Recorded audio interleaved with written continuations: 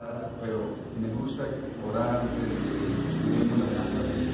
¿Qué tal si nos ponemos de pie nuevamente? Oremos. Santísimo Dios, nos acercamos a usted nuevamente después de alabarte porque solo tú lo mereces, y ahora con el noble propósito de suplicarle que nos des entendimiento en esta noche para entender el mensaje de tu palabra.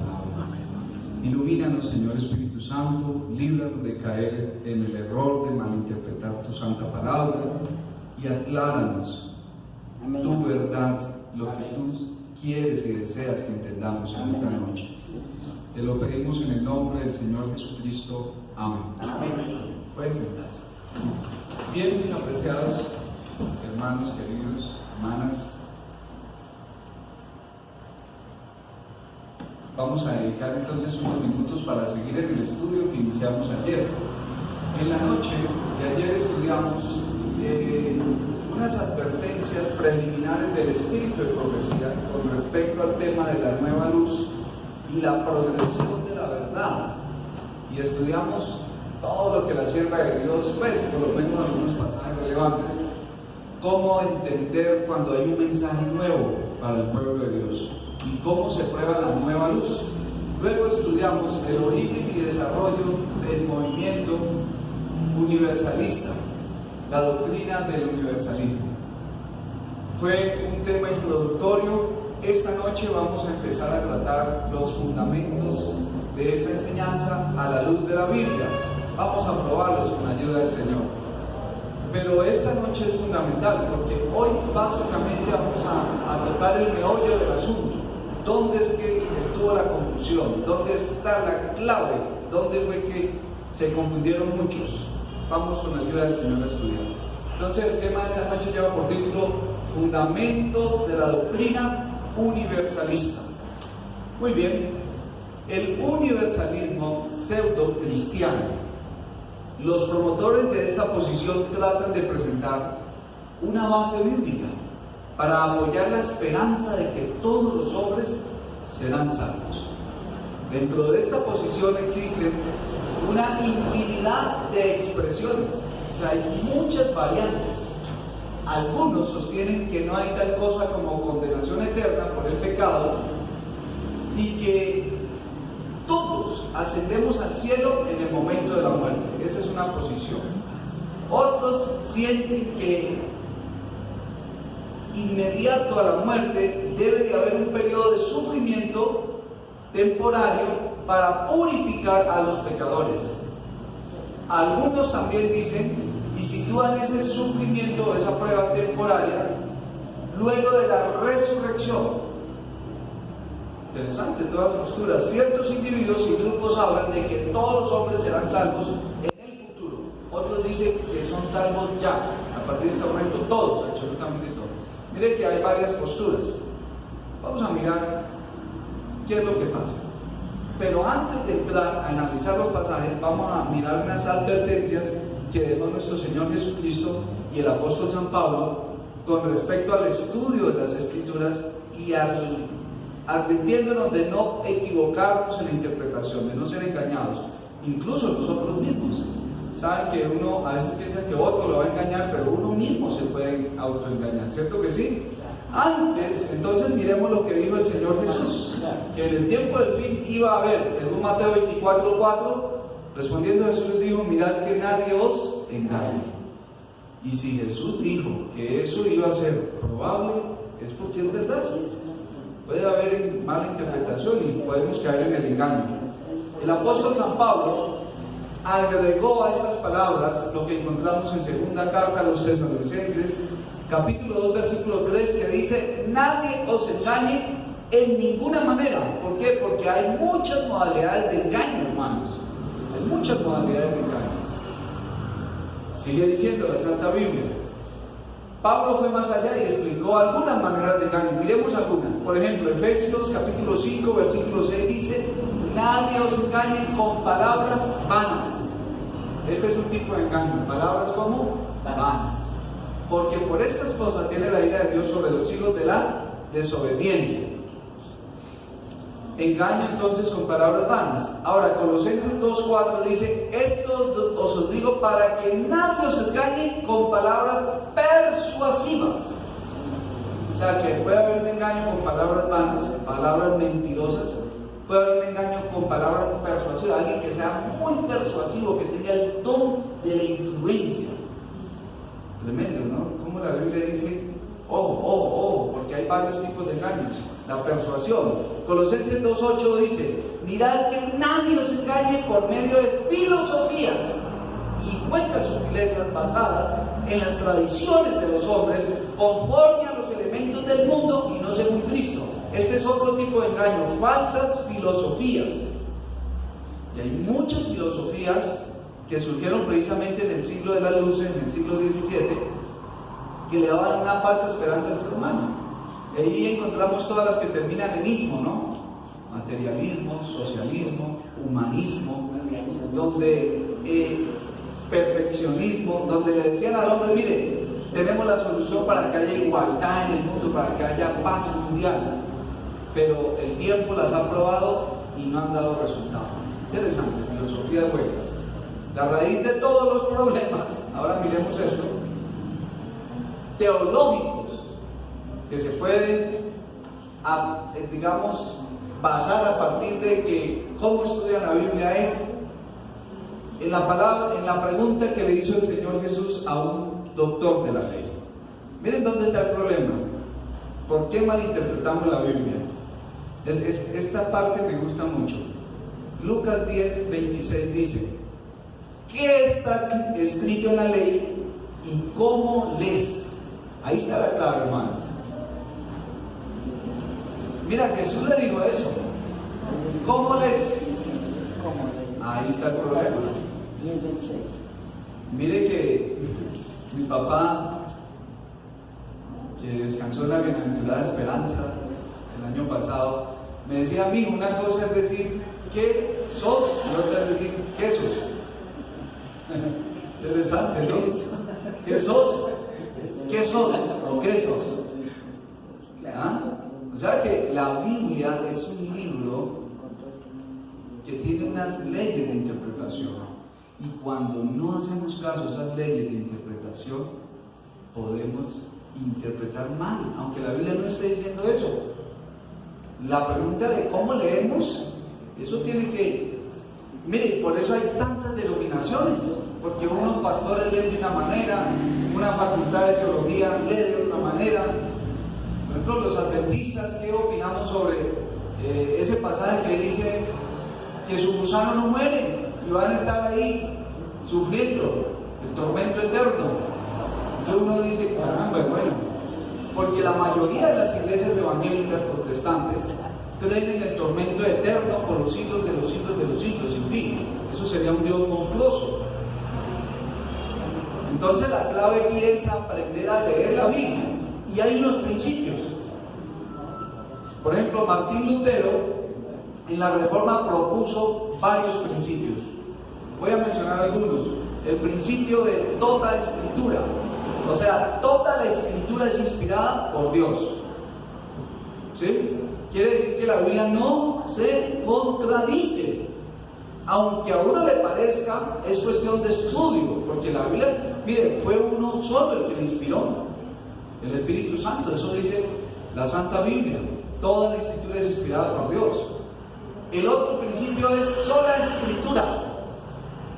Primero es otra escritura, el otro es solo escritura. O sea que la misma Biblia se explica como sola. Ese principio es inalterable, hermanos.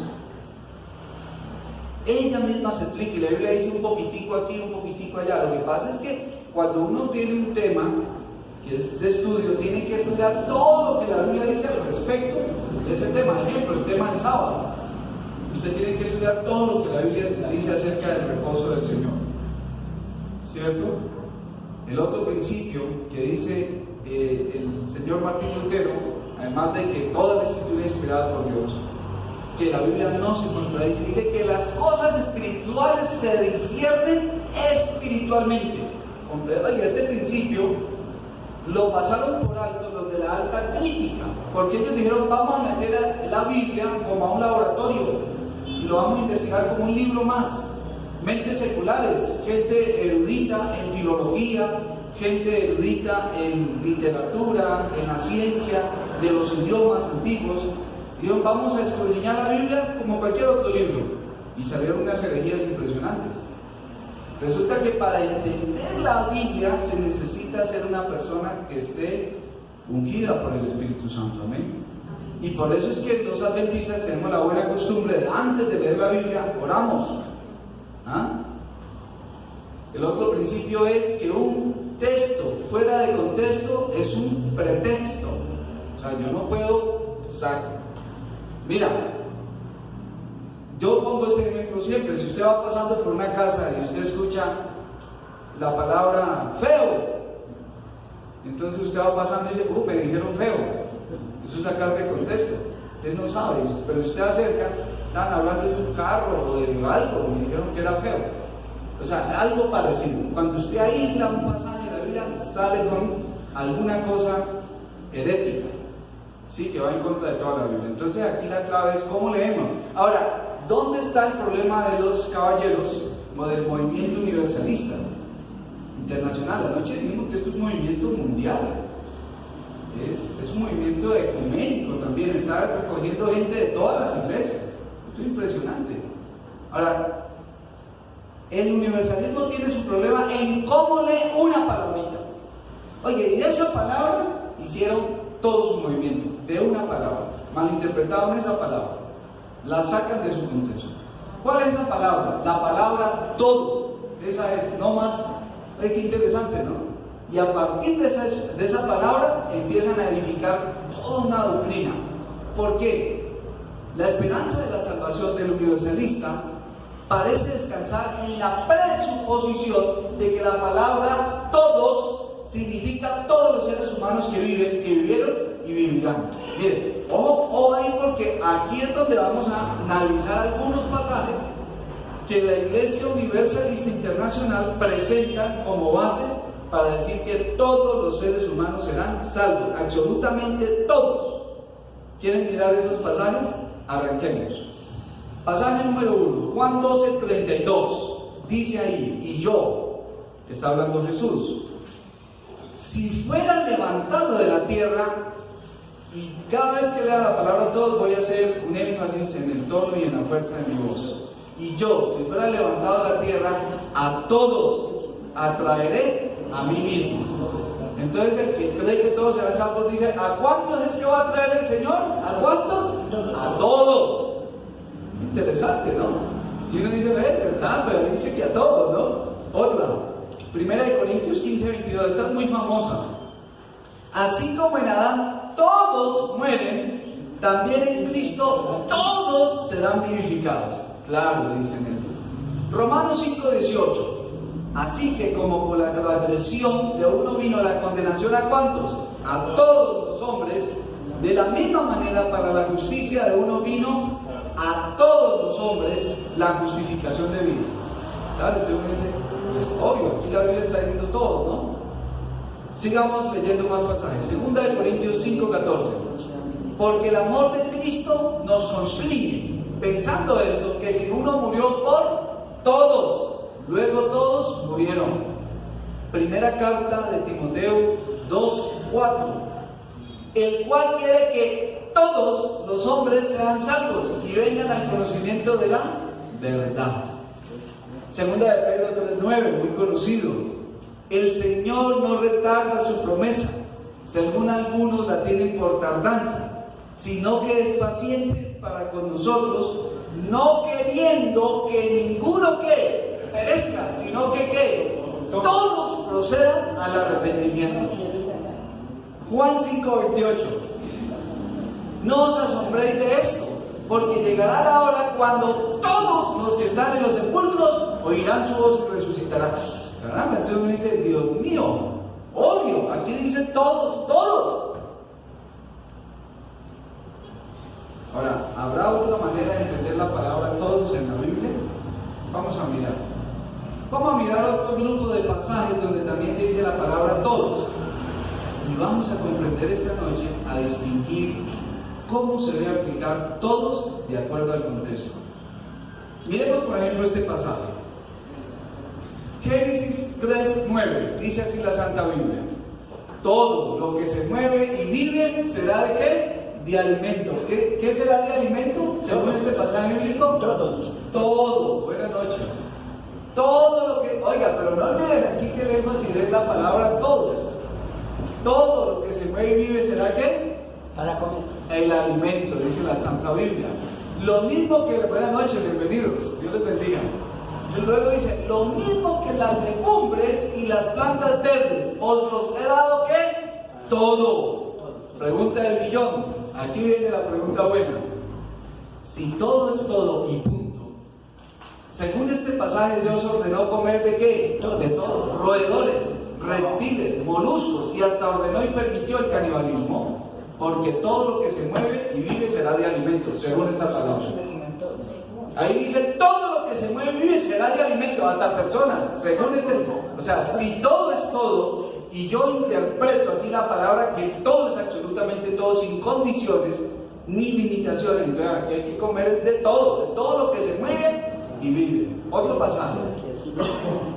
Miren que este pasaje ya nos va abriendo la mente de que hay otras maneras de entender la palabra todo. Ahora les voy a explicar cómo es que se entiende todo. Entonces, miren este pasaje tan impresionante. Mateo 3, 5 y 16. Para los amigos, de pronto ahí están proyectados los pasajes. Dice la Biblia, y salía a él, ¿cuánta gente? Y toda Judea y toda la provincia alrededor del Jordán, y eran bautizados por él. ¿En dónde? En el Jordán, confesando sus pecados. Oiga, aquí dice que toda Judea y toda la provincia venían, confesaban sus pecados y eran bautizados. ¿Qué le parece? Si todos es todos, pregunta el millón, ¿significa que Anás, Caifás y Herodes también fueron bautizados? Pues ya dice todos. ¿Será que ellos también fueron, se arrepintieron, confesaron sus pecados? No, lo sabemos que no, obviamente sabemos que no. La historia lo dice, que ellos persistieron en atacar a Jesús y en hacerle juicio injusto y condenarlo hasta que lo mataron. Ahora, Marcos, miren este otro pasaje, Mateo 10:22, y seréis aborrecidos por todos por causa de mi nombre. Significaba que iban a ser aborrecidos por los que vivían en Egipto en ese momento. Si yo soy cristiano en este momento, yo soy aborrecido por la gente de Estados Unidos. Toda la gente de Estados Unidos me aborrece a mí por ser cristiano. ¿Quién me aborrece a mí realmente? El contexto me está explicando que llegará un momento que los seres que están al lado de uno por hacerse cristiano lo van a llegar a aborrecer. Todos los que estén a su alrededor, en su familia, van a ser, dice la Biblia, que los propios de su casa van a volverse sus propios enemigos. Pero aquí dicen todos. ¿Qué le parece? Otro texto, Marcos 5:12.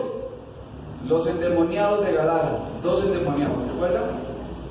Y le rogaron todos los demonios diciendo, ¿cuántos? Todos. Envíanos a los cerdos para que entremos a ellos. Y Jesús les dijo, vayan. ¿Y qué hicieron los cerdos? Se tiraron y se ahogaron. Pregunta al millón. O sea que ya no hay demonios, ya no hay espíritus demoníacos porque todos se ahogaron ese día.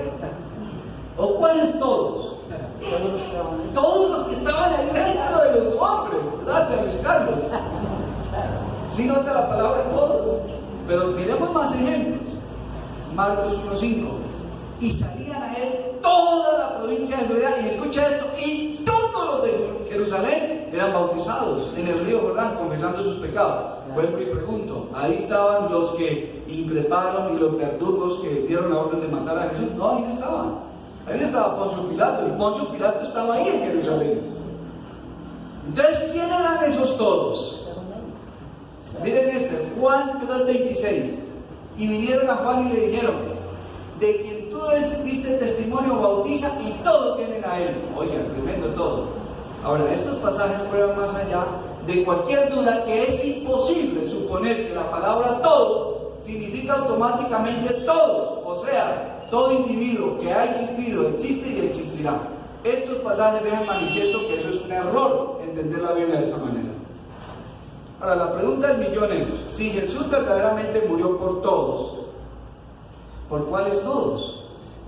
Esa es la pregunta. Si todos resucitarán, porque como dice Juan, si todos van a resucitar, entonces, ¿quiere decir que todos los que resuciten será para vida eterna? Buena pregunta. Muy bien.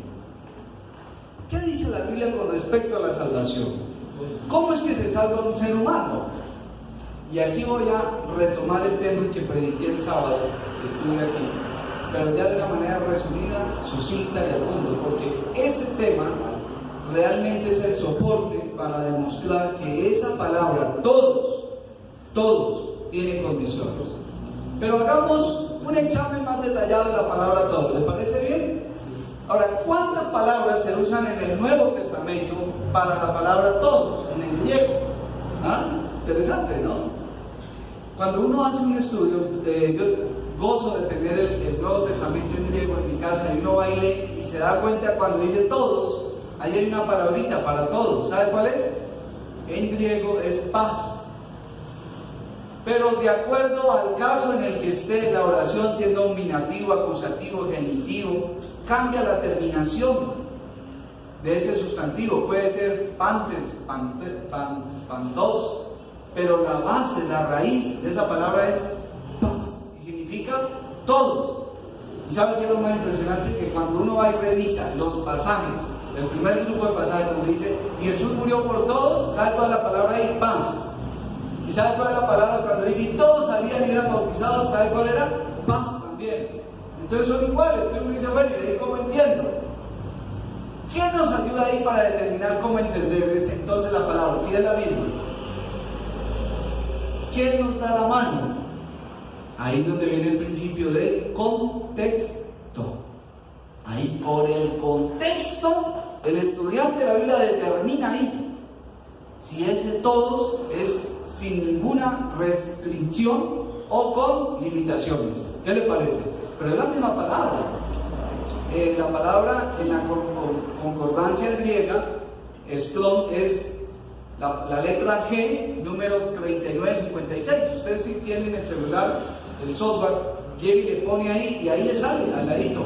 Es exactamente la misma. O sea que no podemos decir que para esto es una palabra y para esto no, es la misma. ¿Qué nos ayuda a determinar? El contexto, mis queridos hermanos. El contexto. Y mire, hermanos, ¿saben qué es lo que realmente a mí me duele el corazón? Que de esa palabra todos formaron el movimiento de que todos serán salvos. Buenos o malos, arrepiéntanse o no se arrepientan. Dios, como es amor y es todopoderoso, Él va a buscar la manera de que todos los hijos vuelvan a casa. Y permítanme, les hago una aclaración preliminar antes de entrar a otra sección. Le escuché a un hombre en YouTube decir las 3 parábolas de Lucas 15. Permítanme, les explico un poquito las 3 parábolas de Lucas 15. La moneda perdida, la oveja perdida y el hijo perdido, el hijo pródigo, ¿no? La pregunta que plantea el caballero es, ¿cómo terminan esas 3 parábolas? Dice él. ¿Cómo terminó la oveja? Encontrada. ¿Cómo terminó la moneda? Encontrada. ¿Cómo terminó el hijo pródigo? Encontrado. Conclusión, ¿cuántos se le van a perder a Dios? Según estas 3 parábolas. Ninguno. Todos fueron encontrados. Ahora, ¿cuál era el propósito de Jesús de explicar estas 3 parábolas? ¿Era decirte que finalmente todos se iban a salvar? ¿O el énfasis era decirle que Dios a todos los está buscando? Ahora, le hago una preguntita así bien sencilla. La oveja, literalmente, sabe cuando... ¿Una oveja sabe cuando está perdida o no? ¿Qué dice? John sí sabe. Lo que no sabe la oveja es cómo regresar. Por ejemplo, cuando un ternero o una oveja se extravía, él bala, por todo lado. Él siente que se alejó del rebaño. Qué interesante, ¿no? La moneda no. La moneda representa ese grupo de personas que están perdidos en la casa, en la misma iglesia. Están ahí, pero realmente están como perdidos. Y ellos ni se han dado cuenta. Y creen que por obediencia o legalismo están bien, pero están perdidos. ¿Qué le parece? Pero la tercera parábola, la tercera, con esa parábola derrumbamos la doctrina del universalismo. ¿Por qué? Porque para que ese hijo terminara redimido, él, escúchame bien, perdón que haga ese énfasis tan desmedido, ese hijo tuvo que caer ¿en qué? En razón. No se olviden de esa palabrita. Dice la Biblia que él estaba comiendo aguamasa y digo, oiga, allá donde mi papá, los obreros comen mejor que yo. Y escuchen la resolución, escuchen, porque este es el paso que debe tomar todo individuo que se quiera salvar. O sea, el padre salía todos los días, dice la Biblia, a la ventana y esperaba al hijo. Sí, porque es hijo, amén. Pero el padre no fue a la brava. Escúchame esto. El padre no cogió al muchacho y lo llevó a rastrario. Usted se me viene para la casa porque usted es mi hijo y yo lo amo y usted no me puede perder. No, señor. Cuando el hijo dijo, me voy, el padre con el corazón dolido, ¿qué dijo? Bueno, hijo, yo a usted no lo puedo, ¿qué? ¿Cómo se llama eso, hermanos? Libre albedrío, mis queridos hermanos. Y cuando él decidió regresar, también tuvo que ejercer su libre albedrío. O sea que él tuvo que recapacitar y decir, volveré. Es más, ahí están expresados los pasos que tiene que dar una persona para recibir la salvación. Digo, y le pediré perdón a mi padre. Escuchen esto. Es más, le voy a decir, no me trate ni siquiera como hijo. Yo no soy digno de que me trate como hijo. Trátame como a uno de tus obreros. O sea, recapacitó. A eso le llamamos nosotros arrepentimiento. Dio un cambio porque cambió de dirección. ¿Se acuerdan que metanoia es cambio de mente? Y cogió, antes iba hacia el mundo y ahora cogió de regreso al papá. Y escúcheme, y cuando un pecador reconoce que está perdido y que necesita volver a los brazos del Padre, el Padre jamás le va a cerrar las puertas de la gracia a una persona así. Jamás. Amén. Pero si él no decide regresar, si el hijo le hubiera dicho volveré, allá se hubiera quedado perdido, hermanos. Ojo con esas tres parábolas, porque así por encimita uno dice, caramba, ¿verdad? Los tres terminaron redimidos. Sí, pero en la oveja no razona, no es una persona, la moneda mucho menos, pero en el que sí razonaba el ser humano, ahí dice la Biblia que él tomó la decisión de volver al Señor. Es una decisión mía. Ahora sí vamos a ver qué dice la Biblia con respecto a la salvación. ¿Cómo es que se salva una persona? Y me da alegría tener amigos que nos acompañan esta noche. Porque usted esta noche puede saber a ciencia cierta qué tiene que hacer para salvarse. Si es que el hombre puede hacer algo, ¿no? Entonces, le hago una pregunta cacciosa, por así decirlo. ¿Se puede salvar alguna persona que no ha entendido la profecía de las 2300 tardes y mañanas y el paso de Jesús en 1844 del lugar santo al Santísimo? ¿Alguien que no haya entendido eso se puede salvar? Sí, claro que sí. Si él no tuvo esa luz, no tuvo el conocimiento, se puede salvar. Ahora, le hago una pregunta. ¿Se puede salvar a alguien que no sepa la verdad del arrepentimiento, de lo que es realmente creer en Cristo y recibirlo como el Señor de su vida? ¿Sí se puede salvar? No puede salvarse. No puede salvar.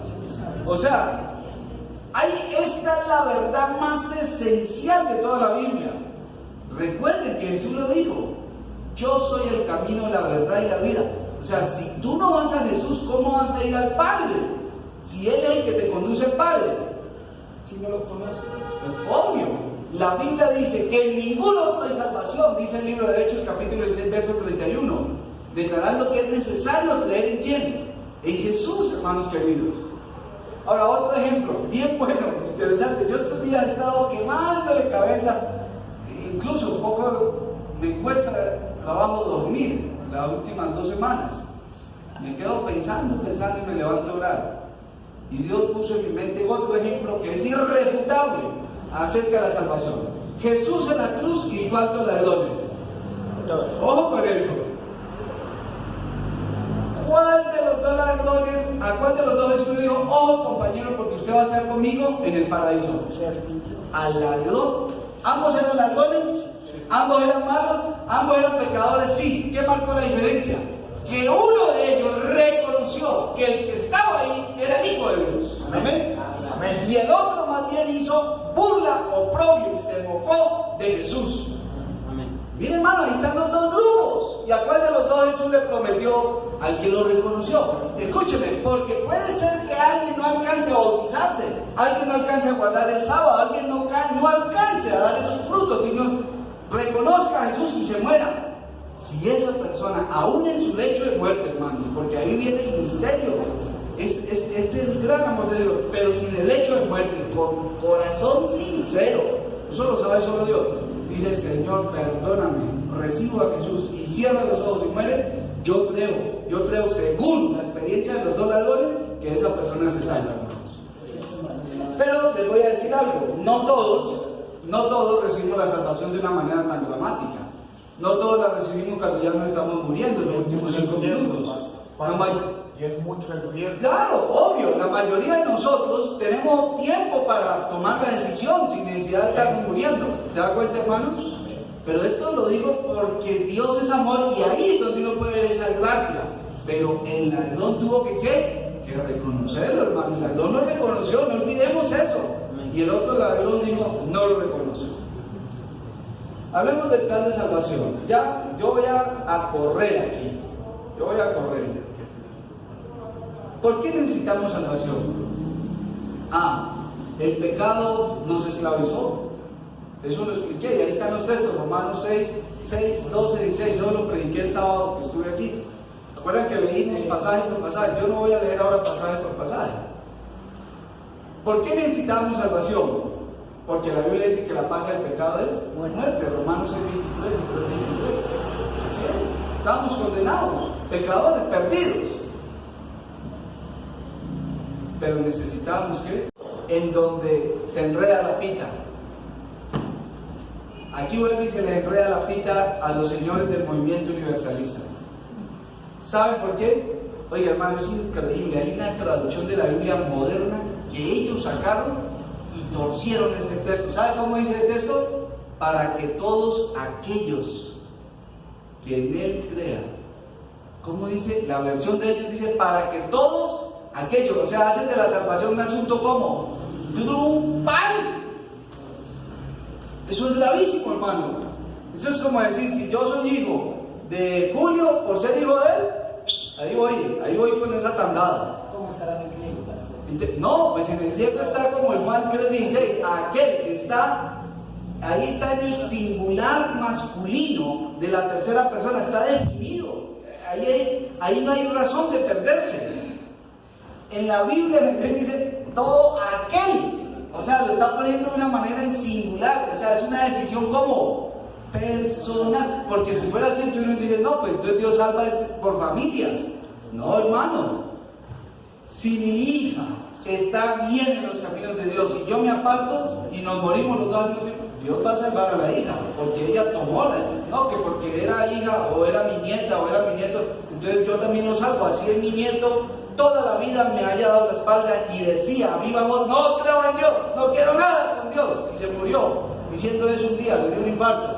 Entonces Dios dijo: no, yo te salvo porque pues tu mamá era cristiana, entonces yo te salvo. ¿Cómo le parece eso?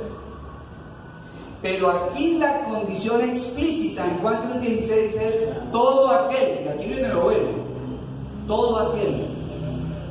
O sea, ¿cuál es el deseo de Dios realmente? De que ¿cuántos se salven según este pasaje? Todos, hermanos. Dios quiere que todos nos salvemos, pero la respuesta de quiénes se van a salvar no es de Dios. ¿Sabe de quién es? Ahí dice: todo aquel que en él cree. O sea, todo, sí, ahí viene otra vez la palabra todo, en paz. Pero todo aquel que en él cree no se pierda, mas tenga que vida eterna. Ahora, ¿qué dice el verso 17? Los adventistas no sabemos de memoria el 16, más no el 17 y el 18. El 17 y el 18 nos aclaran quiénes no se van a salvar. Oiga, tremendo, hermano, nos leen solo el 16. Pero si tan solo, aquí viene lo que les digo del contexto. Si tan solo leyéramos el 17 y el 16, y uno dice: oh, Dios mío, pero hay unos que se van a perder, otros que van a... ¿Qué hay que hacer para perderse? Según el verso 17. ¿Quién lo quiere leer? Léalo, alguien que lo lea a viva voz. Porque no envió Dios a su Hijo al mundo para condenar al mundo, sino para que el mundo sea salvo por él. Amén. Y eso está muy bien. Lea el 18. El que en él cree no es condenado. Espera ahí. El que en él cree no es qué? No es condenado. Listo. Y a los universalistas les encantaría, les fascinaría que hasta ahí llegara el texto bíblico. Eso sería lo mejor. Pero ¿qué sigue diciendo el texto? Pero el que no cree ya ha sido condenado. ¿Cómo es que es, hermanos? El que no cree que Ya ha sido entonces sí va a haber gente que va a estar condenada porque Dios quiere que se condene. No, es porque esa persona decide no creer en Dios, no creer en la salvación.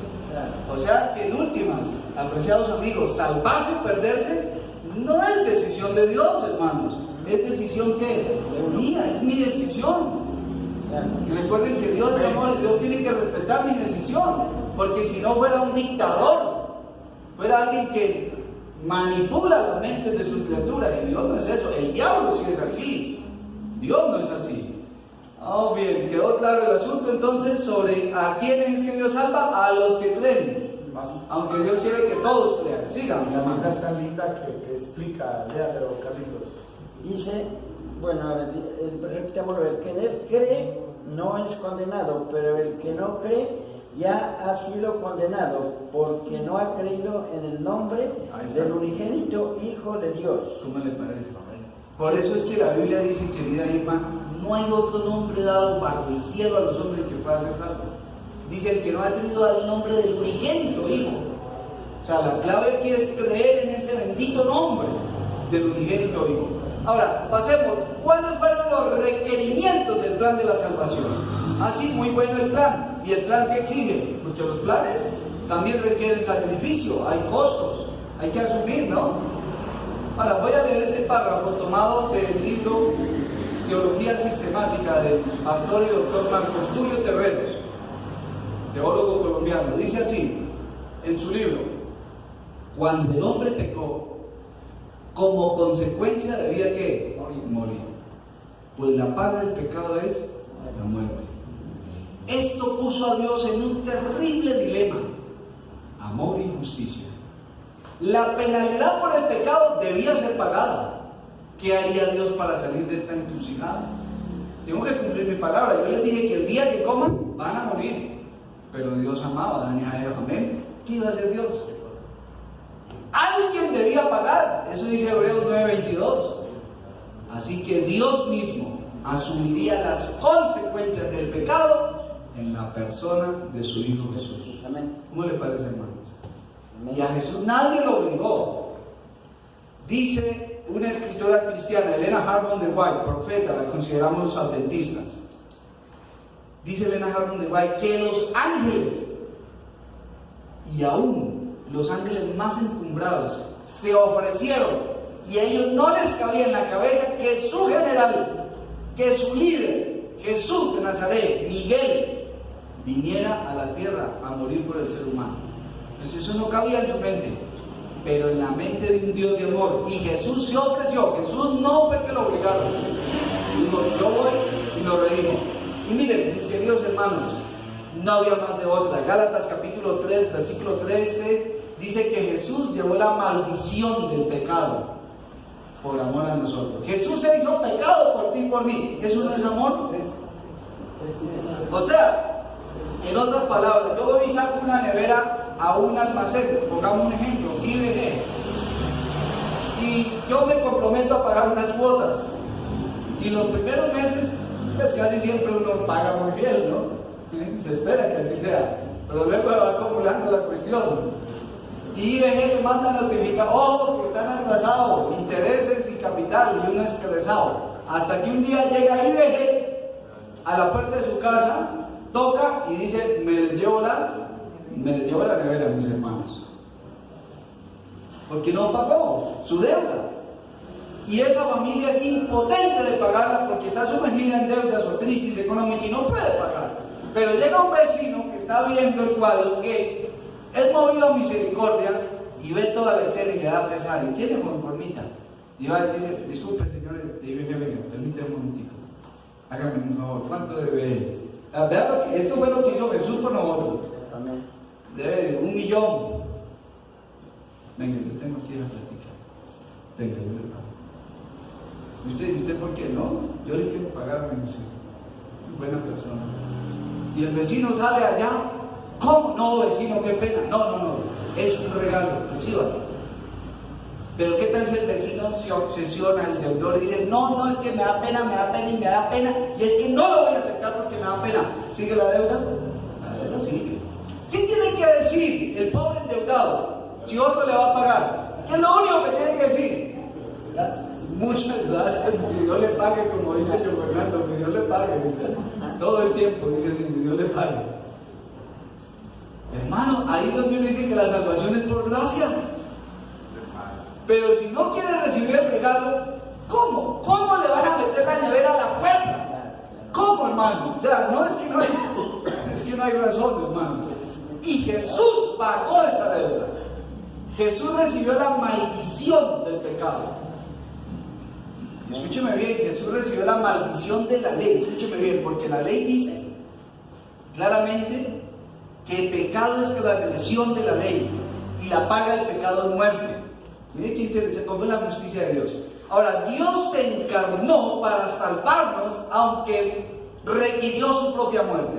Eso dice Hebreos, capítulo 10, versículo 5, versículo 10, Filipenses, capítulo 2, del 5 al 8, habla de la encarnación de Cristo. Hermano, la Biblia dice que Él es igual a Dios, y Él no se aferró a su divinidad como el Padre, y se despojó. Y nótese lo que dice ahí la Biblia: se despojó como a sí mismo. No fue que lo despojaron a la brava. Otra cosa es que a usted venga y le quiten las vestiduras reales y diga, se me va a salvar de poco gente, me hace el favor, quiera o no quiera, mi joven. No, Dios no dijo eso. La Biblia dice que Él mismo, ¿qué? Él se ofreció, a Él no tuvieron que rogarle. Amén. Mire, y es que no le quedaba más de otra, Lucho, ¿sabe por qué? Porque ¿cuántos han visto las hormigas arrieras trabajando de noche o por un camino? Sí. Y eso es una cantidad, ¿no? Y se han dado cuenta que ellas se atraviesan por una carretera, un camino por donde pasan motos o gente y las pisan. Se han dado cuenta, uno le da pesar, ¿no? Porque... pero ellas no saben. Ahora, ¿qué tal si usted quiere impedir que ellas pasen por esa carretera porque los carros la están pisando, y usted empieza a gritarle desde acá arriba, usted siendo humano, hormigas, no se metan por ahí que hay un carro, los van a pisar, no se metan? ¿La hormiga lo entiende? No lo entiende. Hablemos hipotéticamente, metafóricamente. Tendría que volverme una hormiga, ir a vivir en medio de ellos y ahí sí decirles, miren, por favor, no atravesemos la carretera porque nos están matando. Eso fue lo que hizo Jesús. Ese es el Dios de amor que tenemos. Dios no gritó del cielo, ¡ojo, por ahí no! No, sino que Jesús dijo, me toca ir a hacerme hombre, comer con ellos, llorar con ellos, caerme, rasparme, dormir, cansarme, sufrir decepciones de mis seguidores, mis discípulos, darme sueño del cansancio. O sea, hacerme un humano totalmente humano. Y ahora sí, estando con ellos, comprometido con el hombre, que ese es el Dios de amor que tenemos, ahora sí les voy a decir por dónde es el camino, mis queridos hermanos. Amén. Y eso es lo que no han hecho los dioses griegos.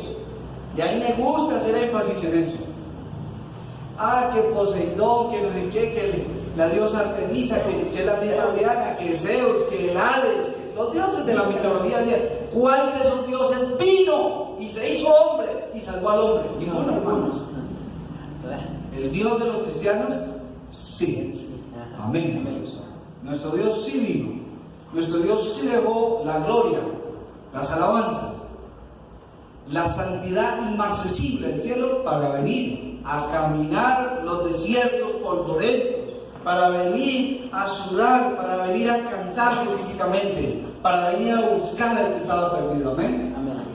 Ahora, la sangre de Jesús es la que nos da vida eterna. Efesios capítulo 1, versículo 7, Hebreos 9, 12, Primera de Pedro 1, 18, 19 y Apocalipsis 1, 9. Aquí dicen todos estos pasajes bíblicos que lo único que nos da vida eterna, escuchen muy bien esto, es la sangre de nuestro Señor Jesucristo. Amén. Es eso, hermano. Ahora, como yo no puedo regresar el tiempo 2000 años atrás, Entonces yo tengo que recibir esa sangre preciosa a través de la fe. A través de la fe. Amén. Y reclamar esa sangre preciosa. Amén. Muy bien, ¿qué más dice? Requerimientos del plan de salvación para con los hombres. Entonces, ¿qué le requirió a Dios salvarnos? Venir a buscarnos, la muerte de su Hijo, la encarnación, cargar la maldición del pecado, todo eso le requirió. Duro para el Padre. Ahora, en el plan de la salvación, ¿qué requiere Dios del hombre, de nosotros? ¿Qué requiere Dios de nosotros?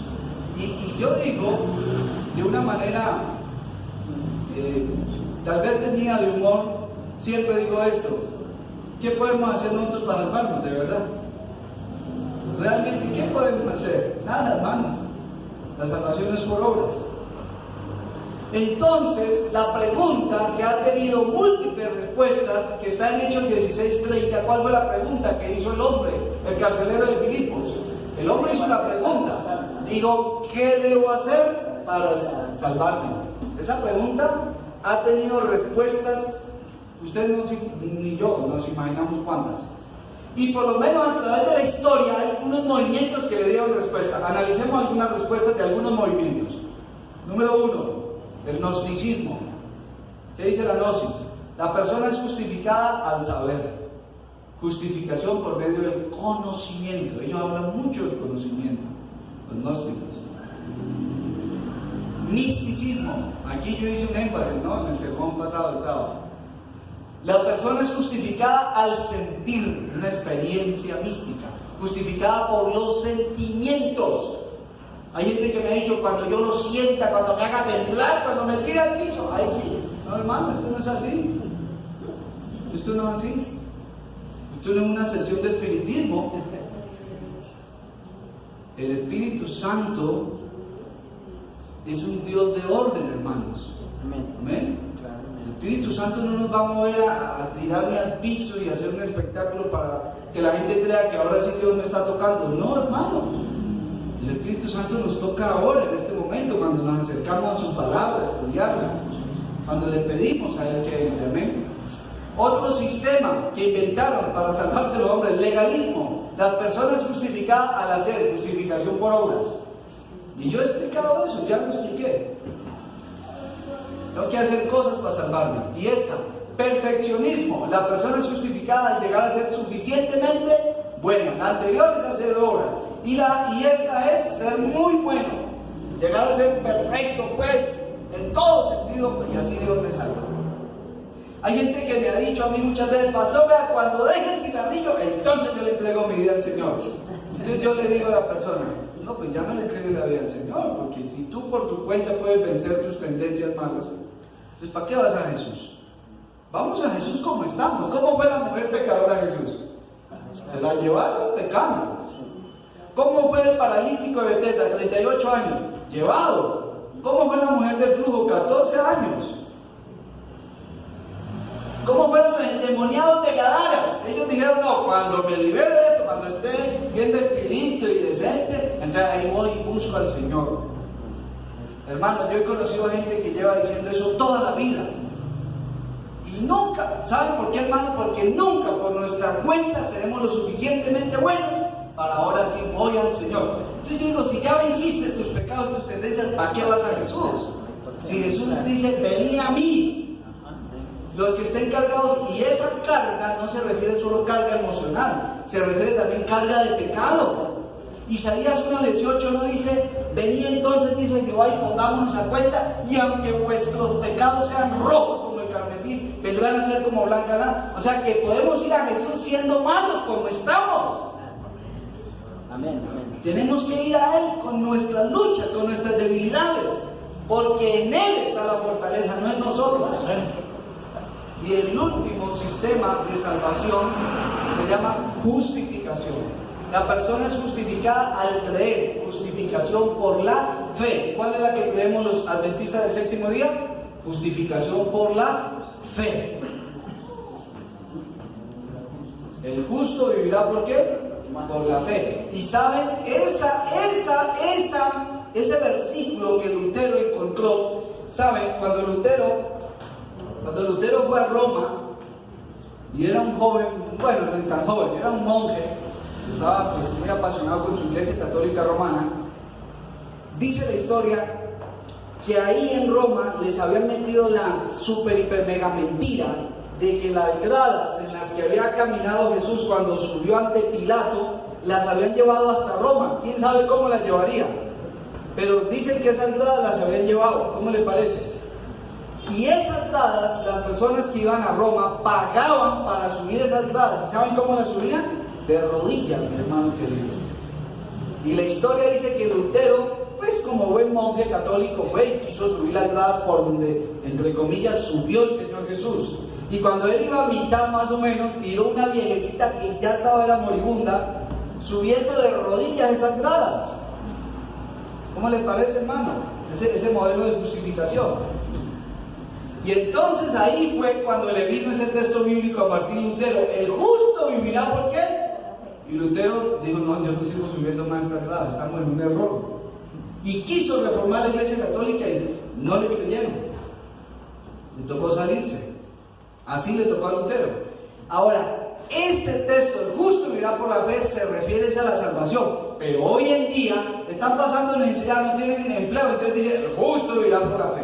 Han cogido de muletilla ese versículo, pero ese versículo no tiene nada que ver con eso. Está hablando de la salvación, de que uno se salva por fe, no por obras, como todo lo puedo en Cristo que me fortalece. Lo han cogido de muletilla, pero el contexto de todo lo puedo en Cristo me fortalece. Pablo dice: me he acostumbrado a vivir en abundancia o en escasez.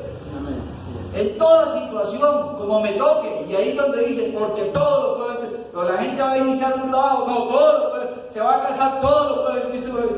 Todo lo puede en Cristo me fortalece. O sea, sacan del contexto el versículo bíblico.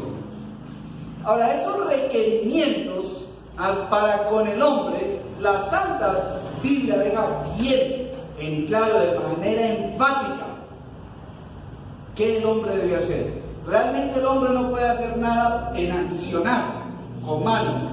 Lo único, el hombre no puede tener un verbo del hacer, una acción que usted pueda medir físicamente. Lo único que puede hacer el hombre es un asunto aquí mental, y es creer, hermano, en el ser. Decidir, no más. O sea, ¿cuál es el esfuerzo que tiene que hacer el hombre, hermano? ¿Cuál es el esfuerzo? Si Dios dice: dame, hijo mío, tu corazón y miren tus ojos por mis caminos. ¿Qué es lo que pide Dios? Nuestro corazón. Pero pide algo, ¿sí o no? Claro, Él está pidiendo nuestro qué. Pero si yo digo: no, yo no le doy mi corazón le pertenece al diablo, y se muere, no, entonces Dios lo va a salvar finalmente porque todos serán salvos. No, hermanos. No, hermanos queridos, la Biblia deja claro que es necesario creer por fe. Romanos capítulo 3, versículo 22 al 24, Romanos 4, 4 al 6, Filipenses 3, 8 y 9, Romanos 1, 17, Romanos 3, 30, Gálatas 2, 16. Todos esos pasajes bíblicos digan bien claro que es necesario creer en el Hijo de Dios. Amén. Ahora, el Espíritu Santo toca a todo, escúcheme bien, a todo individuo,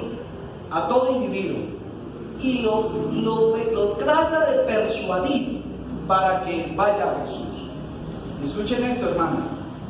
Nadie me puede decir a mí: no, pero eso es cuando ya cae en razón y entonces ahora sí puede ir a Dios. No. ¿Y quién lo hace caer en razón, hermano? ¿Él solo? No, él solo no puede. ¿Quién hace caer en razón a un violador en serie? Dios. Yo conocí a un ex paramilitar desde los 2 años, lo llevaron a los Montes de María, entrenado con Carlos Castaño. Fue a prisión. Le mataron a su familia, él se volvió un asesino en serie. Y allá en prisión, mientras que iban y cantaban himnos por allá unos hermanos de otra denominación, el Espíritu Santo empezó a orar algo en ese sicario, en ese asesino a sangre fría. Y salió, y apenas salió de la cárcel, lo primero que hizo fue buscar una iglesia. Y justo llegó a nuestra iglesia. Y yo estaba en campaña, eso fue en la zona de Urabá. Yo miraba a ese hombre que lloraba ahí todas las noches escuchando el sermón. Y me acerqué y le pregunté y me contó su historia. Impresionante. Entonces no podemos decir que Dios no puede tocar a alguien que está sumergido en su pecado. Sí lo puede tocar. Es más, Dios tiene maneras de hablarle a las personas, inclusive por sueños. Dice el libro de Job capítulo 33, dice: Dios habla al hombre de muchas maneras, pero el hombre no entiende. Y cuando el hombre llega a su lecho a dormir y cae en el sueño profundo, Dios le revela también al hombre. Ha habido gente que no ha tenido contacto con ningún cristiano y Dios le dio un sueño y le habló y le hizo sentir que estaba perdido y llevado, y esa persona buscó de Dios. ¿No les parece increíble, hermanos? O sea, el Espíritu Santo es el que conmueve. Yo no puedo decir que alguien que está en serie en algún pecado no está capacitado para poder escuchar la voz de Dios. Sí está capacitado. ¿Por qué cree que la Biblia dice: si tus pecados son rojos como el carmesí? O sea, ¿a quién está hablando? ¿A gente que ya está bien o a los que están mal? ¿A quién está hablando el libro de Isaías capítulo 1 cuando dice: oh, esta casa es rebelde, desde la planta del pie hasta la coronilla está como una llaga como podrida? Está haciendo una ilustración de que están llevados pues en el pecado. Y a esa gente es que Dios le dice: volveos, no sean rebeldes. ¿Por qué quieren morir, casa de Israel? Qué interesante, ¿no? O sea que Dios sí puede llamar al pecador en su situación como esté. Ahora, esos requerimientos para el hombre son, por lo menos, 3 cosas. Hay muchas más, pero quiero mencionar las 3 principales. La aceptación de la salvación debe evidenciarse a través del arrepentimiento, la confesión y la conversión. Arrepentimiento.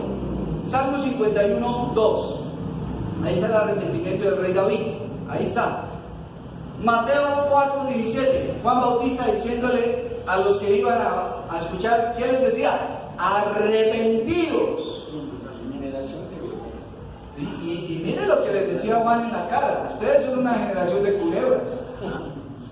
Es una gente peligrosísima, pero si se arrepienten, bendito Dios, amén. Hermano, es que la Biblia dice en Romanos capítulo 3, versículo 23 y 24: por cuanto todos pecaron. Hermano, ¿quiénes fueron aquí? Todos somos miserables pecadores. Solo por la gracia de Dios podemos salvarnos. El segundo acto que debe hacer una persona inmediatamente empieza a ser tocado por el Espíritu Santo es la confesión, mi querido hermano. Y ojo con esto, porque esto sí es vital, mi querido hermano. La confesión es el fruto del arrepentimiento. Primera de Juan 1:9 dice: si confesamos nuestros pecados, Él es fiel y justo para perdonarnos y limpiarnos ¿de qué? De toda maldad. Cambiemos el pasaje, a ver pues. Si no confesamos nuestros pecados, Él no es fiel y justo para perdonarnos y limpiarnos de toda maldad. ¿Cuál es la clave? ¿El sí o el no? Si confesamos, sí. Si no confesamos, no. Entonces, ahora, ¿cuál es el pecado que Dios no puede perdonar? El que no le confesamos, hermano. Ahora, si es cierto de que Dios va a perdonar todos los pecados de todo el mundo, bueno, malo, arrepentido o no arrepentido, entonces ¿por qué la Biblia dice que hay un pecado que es como imperdonable? Entonces, ¿qué hago con ese pasaje bíblico, hermano? Es claro, la blasfemia contra el Espíritu Santo. Claro, ¿y qué es la blasfemia contra el Espíritu Santo? Escúcheme, es atribuirle los milagros de Dios que nadie puede negar, atribuírselos al demonio. Esa es la blasfemia contra el Espíritu Santo. La Biblia dice que el que cometa ese pecado no le es perdonado. Oiga, tremendo, ¿no? Entonces Dios miente. ¿Qué hago con el pasaje? ¿Lo arranco? Yo el otro día pensaba traer un libro que no sea la Biblia y hacer una comparación didáctica, un ejemplo didáctico, y todos esos pasajes así, delante, irlos con una tijerita cortando. A este hay que cortarlo, porque este no calza. Porque ahí dice: el que cometa el pecado imperdonable, ese no. Esos pasajes, y el que no crea es condenado, también hay que cortarlo. Échale tijera, hermano, porque ¿qué vamos a hacer con los pasajes? Confesión, Daniel 9:3-5, y escuchen, este es clave, Proverbios 28:13, ¿sabe qué dice? Proverbios 28:13 dice: el que confiesa su pecado y el que se aparta de él, prosperará. ¿Cómo le parece el pasaje? Oh, porque es que uno no puede decir: yo amo a Dios, sí, Diosito para allá. Yo trabajé con una señora que me tenía cansado con Diosito para allá y Diosito para acá. O sea, me tenía estresado, hermano, y yo soy cristiano. Pero uno estaba diciendo, y mi Dios, pero es que, hermano, por cada 2 palabras mencionaba a mi Diosito. Pero uno miraba y su vida no estaba al servicio de Diosito. O sea, entonces yo digo, no pasa, escúchenme bien esto, hermano, porque estamos tratando de aclarar lo que dice la Biblia. Jesús dijo en San Mateo, capítulo 7, versículo 21 en adelante, no todo, escúchenme bien esto, ojo con el pasaje, a ese también hay que echarle tijera, hermano. No todo el que me diga Señor, Señor, ¿qué? O sea, no es que, sí, mi Diosito para allá, Diosito para allá. Hoy hablamos de eso, yo con un amigo, ¿te acuerdas? No, yo puse todo en las manos de Dios. Yo le dije, y de 1 a 3 en prioridad, ¿qué número le dabas en prioridad a Dios en tu vida cuando dijiste que pusiste todo? Y él dijo, no, 0. Él mismo reconoció con lágrimas, ¿no? Realmente 0, pastor. Pero él, según él, todo lo había puesto en las manos de Dios. O sea, hermano, Dios requiere una entrega total, pues. ¿Por qué cree que dice no todo el que dice Señor, Señor entrará en el reino de los cielos? Sino que el que hace ¿qué? La voluntad de mi Padre. ¿Y qué es eso? Salmo 48. Tu voluntad, Dios mío, me has dado y tu ley está en medio de mi corazón. ¿No dice eso la Biblia? Y dice la Biblia que cuando Él venga le van a decir, Señor, ¿por qué no saqué al mismo diablo? Señor, yo hice milagro, dice, y escúcheme, a ese también hay que echarle tijera. Jesús dijo, no señores, yo a ustedes, escúchenme, porque el tiempo en que está hablando ahí es un tiempo presente que está diciendo, yo a ustedes yo no los conozco. O sea, no dice que los conoció un tiempo, no los conoce. Dice, yo a ustedes, yo no los conozco, aunque estaban predicando, aunque estaban sacando demonios, aunque oraban por enfermos, pero yo a ustedes no los conozco, apartados de mí. Háganse para un lado, muchachos. Oiga, qué impresionante ese pasaje. ¿Qué hacemos con esos pasajes?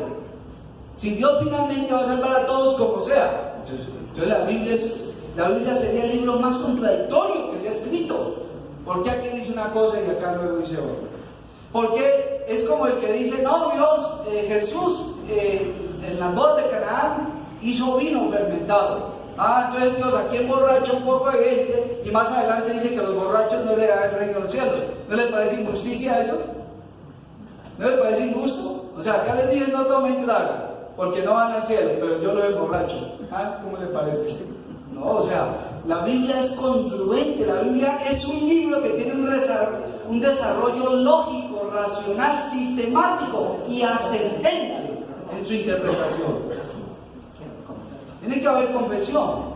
Y escuchen esto, y cuando hay esa confesión se experimenta lo más hermoso que puede experimentar un ser humano, y es el nuevo nacimiento, la conversión, hermano.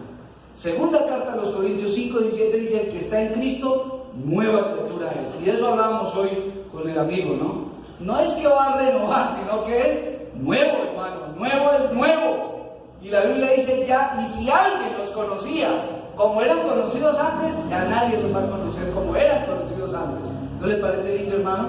¿Qué tal que uno lo hayan conocido por ladrón, por soberbio, por avaro, por idólatra, por asesino?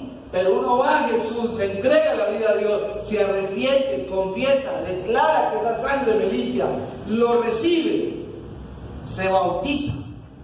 Y entonces Dios dice, ya nadie tiene derecho a decir, ahí va el que robaba, sino que ahora nos deben conocer por... No había tiempo, no me podía. Pero ahí es donde entra la sabiduría de Dios, ahí yo no me puedo meter. Y porque cada persona reconoce, hermano. Pero si usted no se está muriendo en una cruz, que es poco probable, y tiene oportunidad de arrepentirse, hágalo, hermano. Y la Biblia dice, todo el que creyere y fuere bautizado, será salvo. Y el siguiente versículo alista en la tijera. Ahora vamos a seguir usando la tijera. El siguiente hay que cortarlo. ¿Qué dice el siguiente? Y el que no creyere será condenado. Entonces, ¿qué vamos a hacer con ese versículo, hermano? Entonces, ¿sí va a haber gente condenada o no? Claro. ¿Por culpa de quién? ¿De Dios? No. ¿Por culpa de quién? De uno mismo que quiere condenarse. Entonces, esta frase llevémosla a casa. La frase dice, pecadores no arrepentidos no pueden ser redimidos. Así es sencillo. ¿Ya? Porque si no, te digo algo, por demás murió Jesús. Si decimos como Karl Marx anoche, que la única diferencia entre el creyente y el no creyente es que el uno sabe que se va a salvar y el otro no sabe, pero también se va a salvar, entonces ¿para qué vino Jesús? O sea, ese plan de salvación es una gracia barata, hermano. Entonces, ¿para qué Jesús nos mandó a predicarle a toda criatura el Evangelio? ¿Se dan cuenta? ¿Qué misión tendría la iglesia? ¿Para qué? ¿Para qué? Si finalmente todos se van a salvar, acepte o no acepte. Entonces, ¿para qué el Señor nos mandó a predicar y a bautizar gente? Mateo 28:19, y hacer discípulos y bautícenlos. ¿Por qué la Biblia dice que sin santidad nadie verá al Señor? ¿Por qué dice que la Biblia que sin fe es imposible agradar al Señor?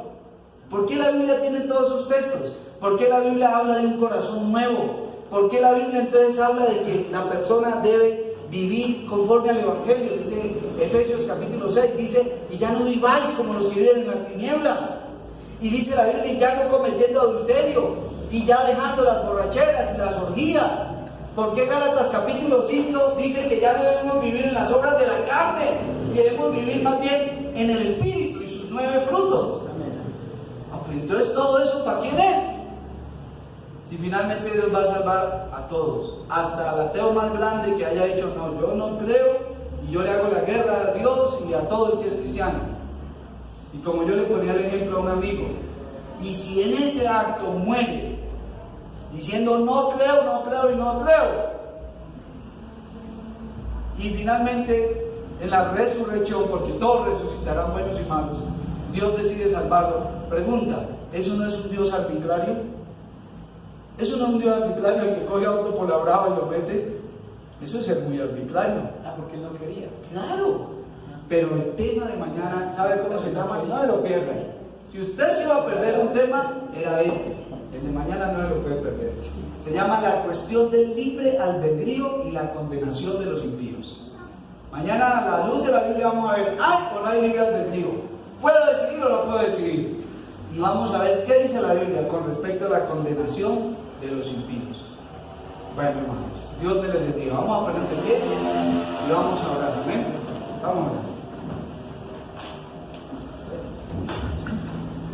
Oremos. Padre Santísimo, hoy hemos estudiado varios pasajes de la Biblia donde hemos comparado la palabra a todos. Y hemos llegado a la conclusión por el contexto, Señor, de que todos aquellos que reciban, acepten y reclamen los méritos de Jesús en su favor. No hay nadie, no habrá, no existió, no existe ni existirá ningún ser humano que recibiendo a Jesús se vaya a perder. No lo habrá. Si lo hace de corazón, la Biblia dice que todos serán salvos, todos los que reciban a Jesús como el Señor y Salvador de su vida. Padre, ayúdanos a entender esta verdad, para no creer que el Evangelio es una liviandad, para no creer que la Biblia es un libro incoherente. Y le pido que este mensaje también puede llegar a muchos amigos que necesitan esta aclaración, Señor. El Espíritu Santo vaya delante de ellos para que les dé la dicha de comprender la belleza de la verdad de la Biblia, como es en sí misma, de una manera natural, Señor. No tenemos que devanarnos los sesos para entender un tema como este que está tan claro en la Santa Escritura. Gracias por traer a los hermanos, a los amigos. Tráelos de nuevo mañana. Si es tu voluntad, danos la vida para reunirnos nuevamente. Que tus santos ángeles, por favor, nos acompañen a ir a casa. En el nombre del Señor Jesucristo. Amén. Amén.